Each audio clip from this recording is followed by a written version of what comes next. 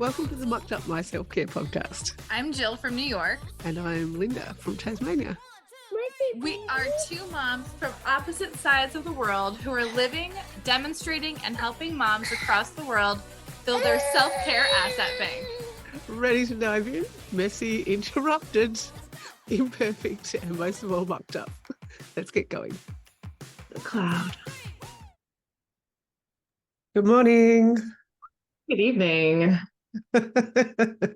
It's not even bright and early for you. It's dark. No, it's like dark for both of us.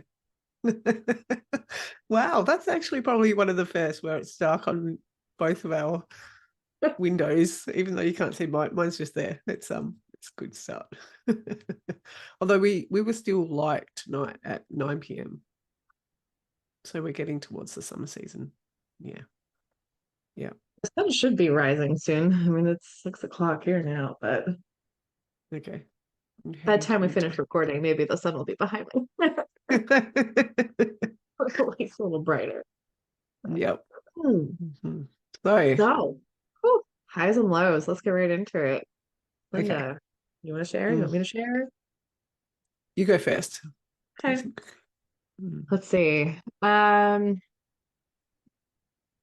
Low, we're gonna start with because I like to end on a high note some days. Is I have finally gotten blood work back for hormone testing with all that fun mess of trying to figure out where levels are and if there is a reason for ragey fits and anything else like that. And I am all good. All the levels are just perfectly fine. There is nothing wrong with me, according to some doctors. And now I don't know what to do. So, it's like now I have this whole big question. Bittersweet. Yeah, like I'm so happy things are great inside my body, but they're not great inside my body. Like this PMS stuff needs to be fixed. So now I'm like on this whole big research path of finally actually doing the work and getting books and figuring out how to navigate and change my lifestyle to work around this horrible week of PMS symptoms. So this week, my book should be in the library for me to go pick up, and it'll be good Christmas reading. Mm-hmm. Yay! So it's my low, but it will become probably a high at some point after a little bit of research and figuring out my schedule. So there will be some changes coming up.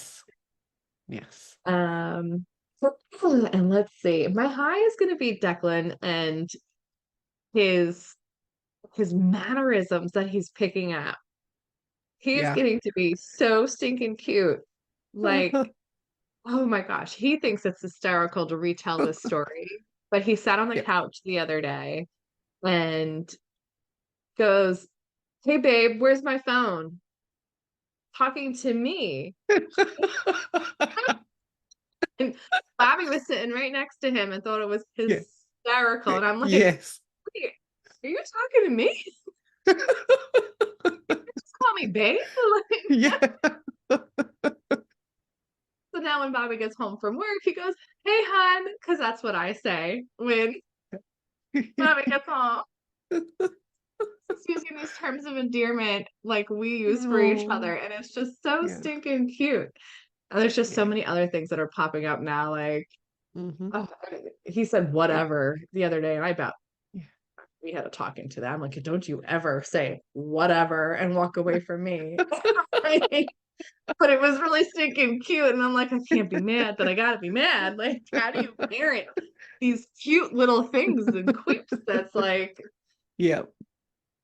We were at the park the other day, and Quinn walks up with his teddy under his arm, and says, "Hey, girls," like with a little flick of the hair.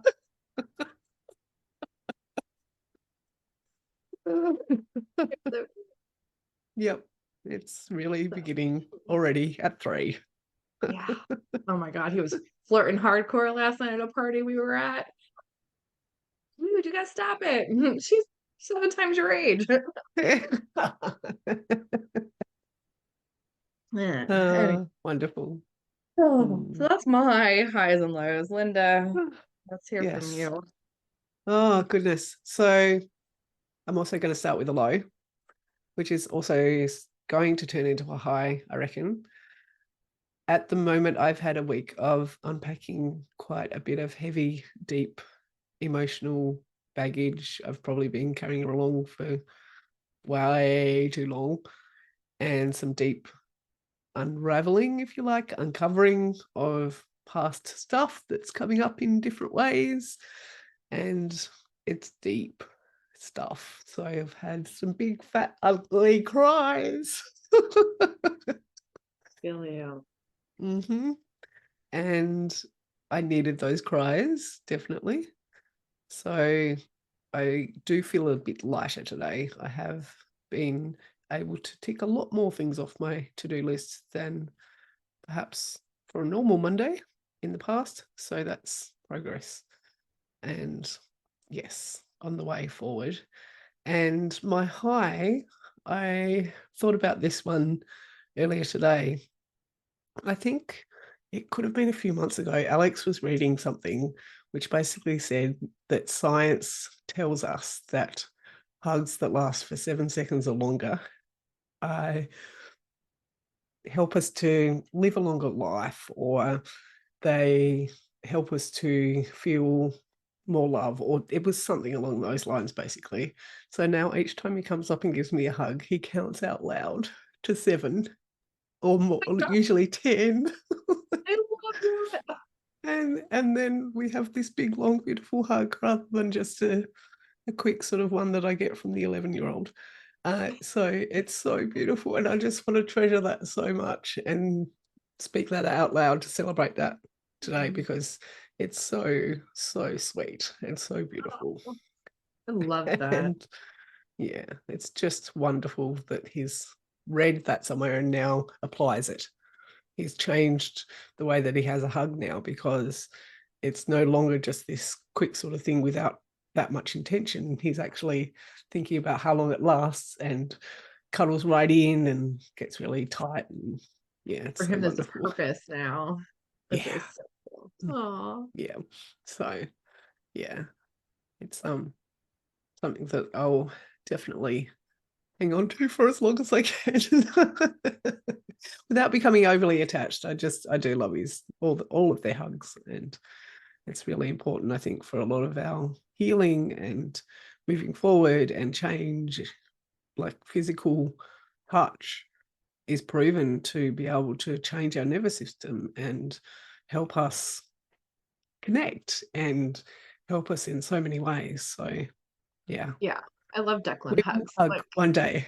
We will hug one day. no, I'm looking forward to that. 2025, that's my goal. Yes, yes.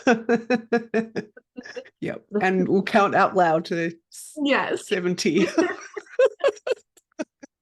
a timer on. Everyone will look around and be like, oh. Get a room. That's what they usually say around here. Remember back in episode 32 of the 33 of the podcast. 34. What episode are we even 34. recording? See, we can't count already. It'll just be a oh dear. I love it. So I think that's important to think about that growth. And I'd love to know the growth that we've had in our self-care, and what are we doing to change our self-care since starting this podcast 34 episodes ago. So I think there's been a lot of changes for each of us as we meet each week to talk about what we're doing and how things are affected by it, what we yeah, our lives, for what we want to have self-care look like for us. yeah, absolutely. And it's ongoing. Definitely. Mhm. I mean, we're constantly getting things thrown our way where we're like, okay, this is a shift in our lives. So how do we shift what we do to better ourselves? So like I'm having to shift my calendar because that's not working for me, especially now having to plan out in more detail according to a cycle instead of just what Mhm. works for the week and what things are Yeah. happening in that week. So now I have to do this whole big shift to try and care for my body in a different way. Mm, So, uh, mm. I think for me, that shift has been happening all year long already without me realizing it because things have gotten either less intense with workouts or a little bit more messier with meal prepping and planning to kind of allow for this breakdown of let's just stop what we're doing, regroup and replan in a whole different way, kind of like almost a rebirth, especially during this Advent season that we're in, like kind of all Yeah. fits eerily um really well together divinely. Mm. I don't know. We'll see if there's a what the timing and purpose is behind that one. But I think that is the first step we often need to do in order to change. For instance, the way we're approaching self-care is to recognize it. And this podcast gives us an opportunity to say it out loud and unpack or understand or get it out of the head so that that recognition can happen. Oh, for And sure. that's how we can make the change. Yeah. Or sometimes we might say it out loud and be like, no, actually, no, I don't think that was quite what I thought it was going to be, or I don't think that lines up with my life right now, or my values, or my cycle, or Yeah, whatever else season is we're happening. in or yeah. Mhm. I'll just shelve that one for 10 years when the kids are sleeping through. Put this in the vault for the rainy day. Uh, you know, Yeah. the regular one. And this has been a good platform to work out what is and isn't working as well. Mhm. Yeah. Like this weekend, I booked myself a massage for the first time in 2 years, probably. I think it was the last time I got a massage because I have this huge knot in the back of my shoulder. And it's definitely from carrying a child on one side of my body and from sitting at a computer all day, every day, you know, working from home life. Um, and I was like, ooh, maybe this should happen like quarterly to promote better muscle health in my body and like really take care of me. But I'm like, can I really actually fit this in as a quarterly disciplined self-care thing? And, as we're talking about what kind of changes do we need to make to our self-care, is that, that's now got things turning in my head. Like, is that really something I need to start working in, especially if I am going to be doing this more being in tune with my body kind of whole plan for the next year. So, when you do Are something, you afraid of having to give something up in order to fit it in? Or are you thinking that it could be something that you just let go because you have to prioritize other people or other things, or I think what's it's going something on that there? can easily fit in, but it's almost like, is it worth it? Like, is the value of a massage for me as self-care really what's going to fill my cup? But do I not know until I actually do it disciplined enough, like some of the other self-care practices that we do, to know whether or not it will fill my cup in the way that I am expecting it to? Because Yeah. I came home afterwards and I was like, yeah, okay, this was good, but it didn't get what I needed done, so I need to do it again. But now am I going to get sucked into that? I need to do it all the time, and then it becomes no longer self-care because it's now just something I'm chasing instead of something that is filling me up. I don't know. It's Mm, weird. interesting. Yeah. Yeah. And we've talked before about expectations and self-care. Mhm.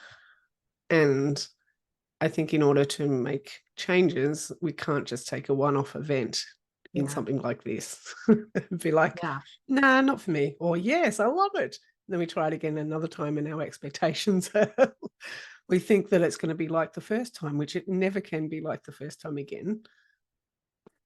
I know you said you had it a few years ago, but it probably felt like it was the first time. And it was like, It's also, depends on where you're going, who's doing it for you, and there's so many different factors. But I mean, it's even, mhm. Linda, you've been doing more a different kind of exercising routine, and you've seen how it's, you've been able to tack it on for a few days, and then kids had holiday, and it's now like, where are you with that? Like, is it a change that's going to stick, or are you still flip-flopping with your availability to get there? Yeah, so I'm actually looking at negotiating at the moment on how that will actually work for a couple of angles and reasons. So I'm looking to see if I can purchase like a 10 pack of sessions rather than having a weekly payment, because some weeks I might only get there once and some weeks it might be 3 times. So committing to 3 sessions a week may not be as practical as saying, okay, I've got these 10 to use. If I do 3 and 1 and 3 and 2, that's a little bit more flexible with my schedule. So that's where Yeah. it's at the moment. However, in those few weeks that I did commit to my exercise and physical health, I noticed a drop in my resting heart rate, better quality sleep, better mental health. So the cost is only one number on a page. The actual benefits far outweigh the cost. At the same time, I still need to buy the 20 gazillion snacks that the toddler wants all day, every day sometimes. That's what no, I still Oh, need boy. to be responsible Yeah. at the same time. So just working through that little hiccup for a second.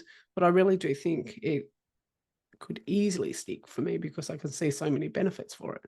So Mhm. when we can see a change and recognize the benefits, recognize that it's helping our self-care, recognize that it's better for us, better for our family, better for whatever reasons that might be, like you were just talking about the value that we have,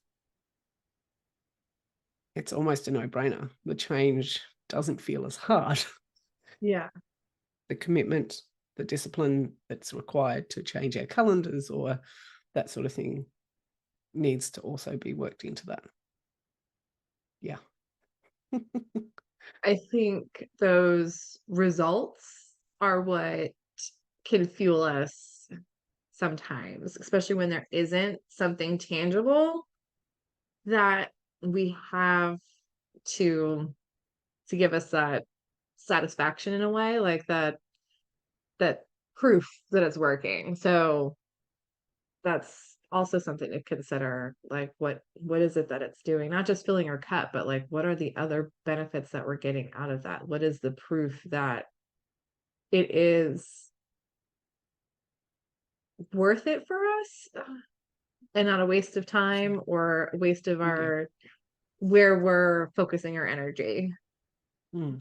Yeah. Um, but like we've already been just saying now, like it takes a few times to figure that out. Like you didn't just try the gym one day and see all of those different results. It's you No went for a way. few weeks and got those Mhm. results, and you know that now we have to make the decision. Is this something we can fit in financially as well as time? So it's like, okay, so what was the self-care thing that wasn't working now that you can replace that with? Yeah. And just backstepping for a second on what you were talking about, the incremental changes and often the steps that we take, maybe perhaps without acknowledging or realizing or saying out loud, perhaps until they're to a certain point. I wonder if, as we're flexing or building our self-care muscles and taking on those small incremental changes, that means that our self-care, perhaps it fluctuates. Like change itself isn't linear. I know I've talked about linear and all the mess that comes with change, and sometimes it's 2 steps forward, 80 steps back, or 8 steps back and then another 100 steps forward. So as we're doing those incremental changes, I wonder if they are always recognized. And I also wonder if we then start to find other ways to build on the self-care that we're changing over time. So do we get our muscle built up to a certain level of self-care, and then we're able to add more, rather than trying to add And add. like we're, instead of trying to add 80% at a time, if we're adding 8% slowly over time, are we then able to add more than if we were to do one really fast and really? Yeah. Am I making sense? Yes, because yeah, and I'm, with the stuff I'm already like trying to immerse myself in with the cycles. It's like we have 2 really good weeks where we're in great moods and we can do a whole bunch of stuff. Like that's when we're going to be exercising heavier and we're able to do new things and have the bandwidth we need more easily coming to us to do these things. And then we have, another 2 weeks where we just need to rest and prepare for the shit show that's about to come at us. So we don't do those things and we rest and we don't add on new things. We go back to the things that work that we know. So that reminds me of, that's what comes to my mind as you're talking about where we're going to build on. So yeah, like those weeks where we're going to be really, lazy and want nothing to do because we're so out of it. That's going to be the week where we don't add to our self-care. We go back to our vault and we know, okay, I know I can handle this self-care because that's where my muscles lie. That's where I can get to without needing the bandwidth to figure out, is this going to work for me? And then those weeks where we're in this golden time, our muscles are ready for, okay, go ahead, give me the extra weight. Let's strengthen that now. And okay, so can we add this self-care practice and can we intensify the self-care practice in that week? So I like where you're going with that because that makes sense. And now the cyclical specs that I have in my mind. Yeah. And I think we need to build that self-care muscle for those lower times so that we're then not trying to take shortcuts. I actually read a quote today, which I love. I'm going to write it on the wall. It said, the longest distance between 2 points is the shortcuts we try to take along the way. I like that. Mm-hmm. It sounds like things that we've been told in the past. Yes. Yes. Yeah. Because when we try to skip those basic foundations in anything, not just self-care, we end up taking the long route. Yeah, because we're having to go back. If our foundational self-care isn't built in a way that's sustainable and can change us for the better, we're flip-flopping around. Yeah. Essentially, been there, done that, mucking up every day. Every day. So trying to nail the basics is something I definitely would like to try and improve. And if you can't nail the basics, it doesn't mean you've mucked up completely, because all effort is acknowledging that you matter. All effort towards your self-care is in some way application and important. I do think that those foundations are often overlooked. Yeah, for sure. I'm wondering if like our basic self-care that we all need to really strengthen that muscle of is what you're saying, is acknowledging that our self-care really comes down to just knowing that maybe today I don't need to do anything, or maybe today Yeah. I can do something.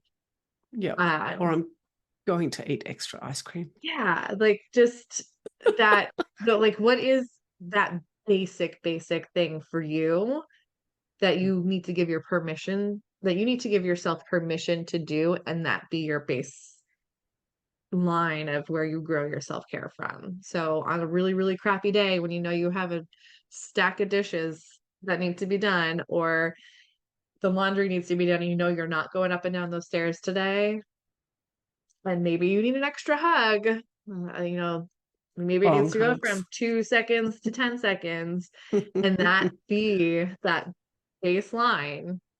That's where you remember, okay, the next time that you have that low day, that's where we start. We start our favorite TV show for half hour, getting a hug from that special person, and then seeing where you are, and okay, maybe we can empty the dishwasher. Yeah. Or we can at least put all the clothes in the hamper off the floor, and that's it for today. It's an understanding. It's a level of understanding, I think. Understanding of our bandwidth, our hormones, our emotions, our brain, our mind, our insert whatever word is appropriate for you. It's definitely comes down to a lot of understanding, I think. Of yourself. Yeah. Yeah, for sure. I think that's what's sometimes missed when self-care is encouraged.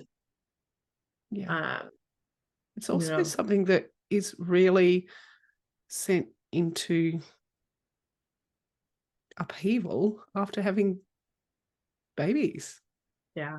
Our understanding of ourselves shifts so drastically and so much as we enter this phase. And that's a phase that we can both talk to right now. However, for many listening who may be grandparents, that's another phase as well, which requires more understanding.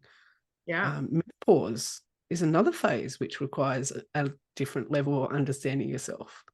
We're constantly changing. We can't think that we understand ourselves on day dot and that's locked in. Oh, because no thanks. I don't want to be who I was at 21 or or 18 or 7 or like there's many parts of me that I don't want to be that person for the rest of my life. How boring. Oh. Yeah. Yeah. Yep. Jill's thinking out loud on the screen. See it all over the face. Yeah, it's the evolution of what we go through for growth needs to have an evolution of what we do for ourselves as well. Like, yeah, I probably wouldn't go do the same activities that made me happy when I was, 10 years ago versus now. There's a lot more to think about and consider, obviously, with having children, but also the toll that it would take on my body or my mental health as well.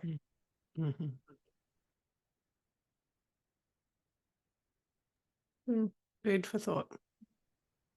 Yeah. We're constantly evolving and changing. It's transitions in life, man. Yep. Welcome to Unstucking Your Muck. I'm just glad we get to do it together. I am so grateful every single day. That's amazing. Yeah, the best.